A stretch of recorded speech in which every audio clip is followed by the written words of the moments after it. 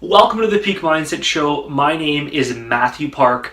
I'm looking forward to talking to you guys about the 6 secrets that I learned in 2016. This will be more about what I've experienced, what I've learned in 2016 that I'm going to share with you. And I'm going to be very vulnerable, very open to things that I have learned, things I've known, but then I've applied, and then I've applied these different techniques and secrets in a review process I went through over New Year's Eve and realized, what did I really learn in 2016? What exactly is it that I can take away from that year to make this year exceptional? Because I can imagine you guys are bombarded with a lot of information about this new program for the New Year's or goal setting. I'm going to make this year the best ever stuff. You see it all over social media, everywhere you basically can go. You're consumed with knowledge. I want to let this information piece be more about what I've learned, and I want to share these tools with you in a way that you can take whatever I share with you and then apply what you feel resonates with you in a capacity of benefiting you in 2017. So here we go. Number one, the number one secret that I learned, the most important one that I learned, was understanding my emotions. You see, here's the thing, is we go through these emotions in the course of our day, in the course of our week. Things like fear, things like doubt, things like worry, excitement. All these type of emotions come up for us. They can be things that happen in the morning, in the evening, in the course of our day. I found myself in a place in the course of 2016 where there were some days where I was letting my emotions control my outcome. And I went in reflection and realized, why am I doing this? For example, doubting, the odd day of what I was doing with this certain project, or worrying too much about this process over here, or potentially being fearful about this one action to act on. And I realized when I reflected on that process, it brought me into realization that it all came back to me. And what I did is I learned to sit in my emotion, whether it was 1 or 2 minutes or 5 minutes, and just basically feel the emotion. If the emotion was doubt, I would sit in doubt and just literally be in that emotion, feel the emotion, and then release the emotion and take control of it. I was telling myself through internal programming that this emotion is okay to feel for a certain period of time, and that in letting it go, it dissipated. So when it came a time on a different portion of my day or week, it would arise, but I would follow the same process. I would accept the emotion, then let the emotion go. And from there, I could move forward much more effectively. The second technique I used in my emotional control was declarations, or even self-programming. It would come in the course of the day. Say it was the emotion of excitement. But see, overexcitement can also be very damaging because you can drain you, because you get so, almost the adrenaline energy is almost on a very heightened state. So it's very important to be able to control and balance your emotions so you can keep a sustained energy flow, whether you're going into a very high energy state or a very low energy vibrational state. So it's very important to be able to balance, understand those emotions. So what I would do is have a declaration that I would express that would be the intention of what I would want as the outcome. If, for example, I was feeling a bit fearful, I would have a declaration. I would say, there is no way. I'm courageous, I am fearless, I am determined, and I am ready to crush whatever it was I was going to crush, whether it was my business outcome, a call I had to make, a sale I had to do, whatever it was going to take. So in the emotional control, secret number one, I want you to take time in your day to do an inventory of the emotions you feel in your day. Whether it is the emotion of doubt or procrastination or the emotion of worry or whatever it could be, and understand that emotion. And when you understand it and you actually just feel it for a second and you tell yourself that you're in control of your emotion, it is not in control. See, most people, they fall in this trap right here. They fall into the trap of getting into the emotional state, or the emotional they're going to be in, whether it's fear, worry, doubt, whatever it's going to be. And they're in there for hours and days and sometimes weeks. and they wonder why they aren't achieving the results in their life. See, we all go through emotions, but the key is to take control of your emotion and not let it control you. That is the secret. Number 2 is taking time off. One thing I learned this year that was very important is I would go in phases where I would work non-stop. I would just be working and working and working. And I realized, as easy as it will sound, this is going to be a secret, guys, it's very, very important. Taking that one day completely off from work, at home, getting away from your house or your office, whatever it's going to be, even away from the relationship for a day, and just reflect. Time off allows you to go into the context of your brain and basically allow creativity to expand, allow you to be more in a different, happier state, because now you're changing your environment, and the time off allows you to then dig deeper within yourself. So you come back refreshed, you come back recharged. So scheduling, the biggest thing I learned from my 216 is actually scheduling time off. Scheduling an evening totally off with nothing happening. No going out or watching something, just spending time in that self-care process is so very important.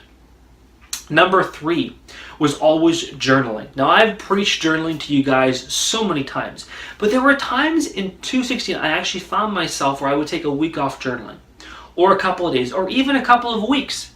And I would come back and I realized, wow, I miss journaling. And what journaling gives, and the reason I'm telling you right now to remind you for this coming year, journaling is one of the most powerful ways to learn about yourself. There is no other more powerful way. Because what it does is when you put pen to paper, it creates this channel, this neurological pathway happening from your physical hand and the brain, and it allows you to think deeper. It allows you to go layer under layer under layer of your brain and the thinking process, beyond reading a book and beyond just thinking or visualizing.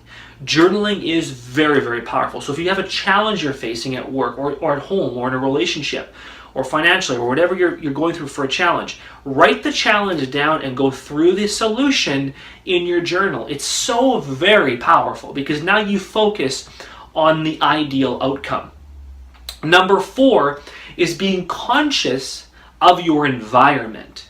This one was a major game changer for me. I realized in doing an inventory in 216, I did this actually a couple months ago, inventory of the relationships and the environment that I put myself into was a huge contributor to the success in my life. So being conscious of my environment, the environment meaning the environment at home, whether it's clean, whether you're in an office all day, whether you're at a coffee shop, whether you're traveling on a plane, I found myself being sometimes in a bad environment, and that contributed to how I would think and how I would feel.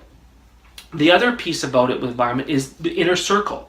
And that's why I created in my coaching program the inner circle, because I was so passionate about making sure that whoever is really driven towards their goals and their dreams and building their business and their life, they've got to be in the inner circle. They've got to be somewhere where they're in an enriched environment of abundance. People that inspire them, people that help them grow, people that contribute to their growth and success. And that is what I learned in 216 is I realized if you are not in an environment that is conducive to your growth, you will struggle. It's very challenging. In fact, it's a rare occasion to find, I'm talking about less than 0.5% of the world of success who can do things on their own. But even on your own, you need some sort of support to help guide you in that process. So I realized being conscious of my environment, of the place I'm in, the environment I'm involved in, the people I'm surrounding myself around, allows me to be successful. Number 5 is don't ignore deep reflection time.